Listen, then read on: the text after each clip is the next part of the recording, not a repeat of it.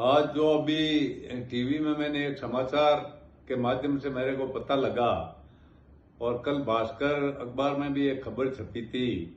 राजस्थान के पूर्व मुख्यमंत्री अशोक गहलोत जी ने एक बयान दिया है कि जो ये नेता कांग्रेस छोड़कर गए हैं उन पर उन्होंने जो बात कही है कि निकम्मे, नकारा, गद्दार और ये कोई किसी काम के नेता नहीं थे।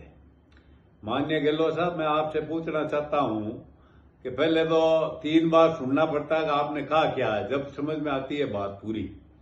और आपने जो ये बातें कही है कि सत्ता का सुख भोगने वाले, किसने सत्ता का सुख भोगा है 5 साल? हमारे तो बिल्कुल काम ही नहीं होते थे। हमने हमारा मान सम्मान बचाने के लिए कांग्रेस पार्टी को छोड़ी है और आपकी वजह से छोड़ी है। इस सब के कारण आप ही हो। और जिन्होंने सत्ता का सुख भोगा है, आपके पॉलिटिकल पापा, आप जिसके बनके नागौर में जिसको आपने काम किए जिनके, वो आज भी आपके पिट्टू बने बैठे हैं और उनका ही काम आपने किया और उनको नागौर में आपने आगे बढ़ाया।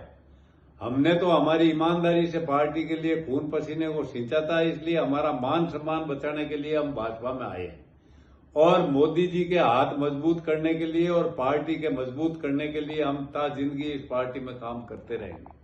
हमारा कोई स्वार्थ नहीं है। अब आप बोलते हैं कि ये नेता किसी काम के नहीं। आप 4 तारीख पहले ये बयानबाजी कर लो, फिर आपको मौका नहीं मिलेगा, क्योंकि आपकी परफॉर्मेंस का पता जालौर में चलने वाला है।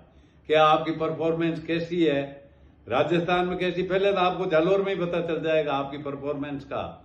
और आपने जो बातें हमारे लिए कही है, कांग्रेस छोड़कर वो गए, वो निकम्मे, वो आप कांग्रेस के लोकप्रिय नेताओं के लिए भी कह चुके हैं।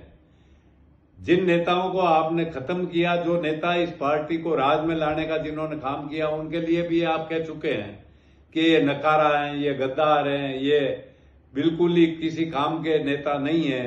तो आप तो अपनी जमीर बेचकर आपने जो 5 साल एक टांग पे खड़े होकर सरकार चलाई, उसका आप क्या जवाब देने वाले हो लोगों को?